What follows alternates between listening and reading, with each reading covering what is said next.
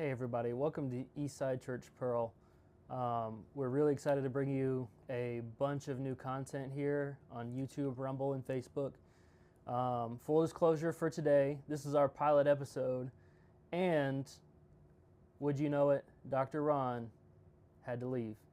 So what you're going to have to do is just deal with me for a little bit. Hopefully I'm not the bad guy here, but I do want to just say, what is it with Eastside that's really got us here, right? Now, I went to Eastside when I was a teenager. Went through all high school, going to Eastside. A excellent youth pastor at the time by the name of Chris Prather. He was over at the time. We had lots of fun. We did a lot of very cool things, and he was really instrumental in the groundwork of my faith. He was there for me during a lot of hard times. And that being said, after high school, I went to a little place called the Marine Corps. It's not really a place, but an organization called the Marine Corps. And I wish I could say that I was a herald of the faith the whole time there. Turns out a lot harder to do that than previously expected. I did backslide quite a lot, but a couple of really cool things happened there. For one, I met a little lady. We got married, brought her back home, and now we have two beautiful children. And looking back, all I can see is, though I was lost, God was still providing me the whole way. Having these kids, they really make you reevaluate life. And one thing that really started nagging on me, especially when I was probably getting ready to give up on the church, unfortunately. And what really happened was I started questioning, what am I really getting out of this? I'm coming whenever I can on Sundays, and yeah, the information is good, but it's, I'm just too busy. I'm just not invested. So what's the turning point? And really, when I started really getting into those doubts, those questions, the question just started popping up in my mind. When's the last time you actually asked for anything? When's the last time that you just asked the question, how can I serve the church? Perhaps it's not about me, right? Then I came into the realization that, I probably needed to pray about this stuff before just giving my judgment and moving on as a non-Christian in the world. I was very fortunate enough to begin working at a organization where pastoral help is readily available. And they started ministering to me in their own ways. One particular lady, really sold me on prayer. And I had to ask myself, when's the last time you actually prayed for anything? And so, I gave it a shot. I gave it another shot, truly this time, with actual prayer, with actually asking Jesus for something. And that's when it just opened up to me. I started being less about me and more about my community, more about the people around me. All the things that it's very easy to say you're about until the chips are down, and what am I doing back home? Probably sitting on the couch and pretending the rest of the world doesn't exist. And there's more to life than that. And I think that Jesus is teaching me daily how much more there is. Now, that being said, what really opened the door for me being nurtured in the church like I said, first I had to ask for it. Jesus knows your heart. He knows what you need. And if only I was willing to just accept what was readily available. One thing that's always stuck about Eastside to me is Eastside has had me longer than I've had it. And to kind of break that down, they've always been here.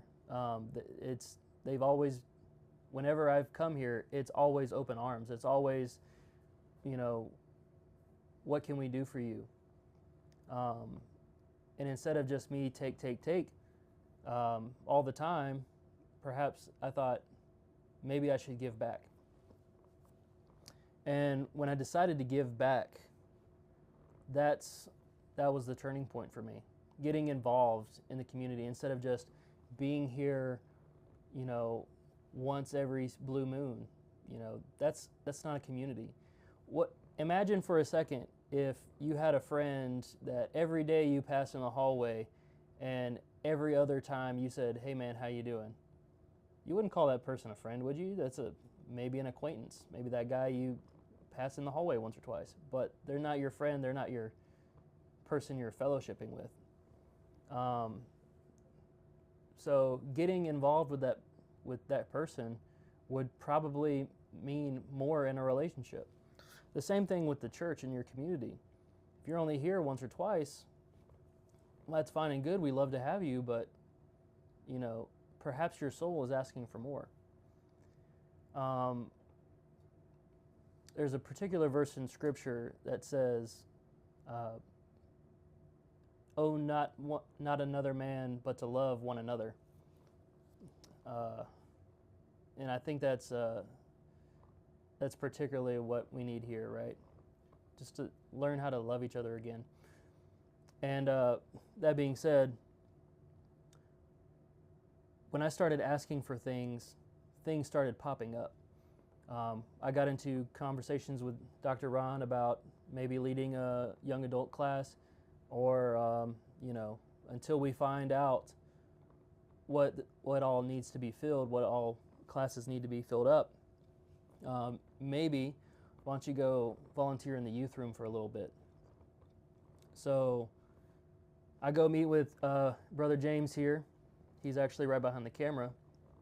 And, I originally did not want to engage with the post-TikTok youth. But that being said, when I got there, I realized the situation on the ground was way different.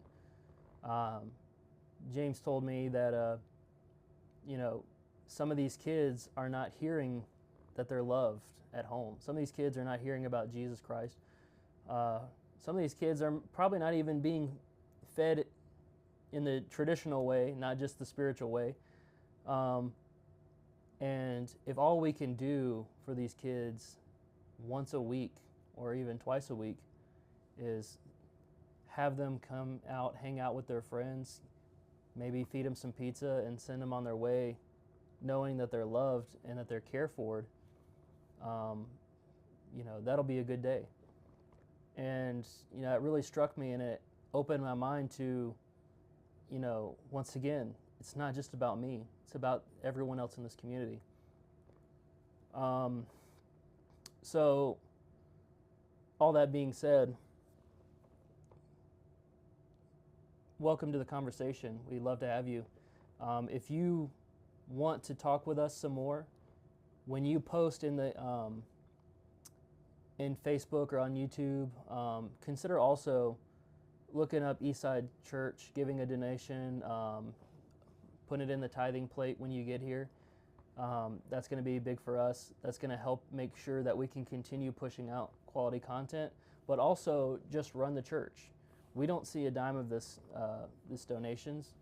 And another thing, if you want to engage in a community, I have started a publication for you guys. It's called the Prismatic Pearl. And every time I put out an article, I'm posting it on Facebook. I'm linking the church in there. Perhaps I can start putting it on the page. We'll see how that goes. I'm putting it in Let's Talk Pearl. I'm putting it in Citizens of Pearl. So look for it if you want some devotional type content. That's going to always invite you to come be part of the fun. All right. And perhaps the last thing is, don't be like me, guys. Perhaps instead of asking your boss what's more in the world, perhaps instead of asking your friends what's more in life, perhaps instead of asking, that website you like going to, or, that coffee shop that you like attending, or perhaps instead of asking all those things and all those people, perhaps just asking Jesus for a change and see how that works for you. Well, anyway, we'll see you soon. Like, comment, subscribe, and we'll see you very, very soon.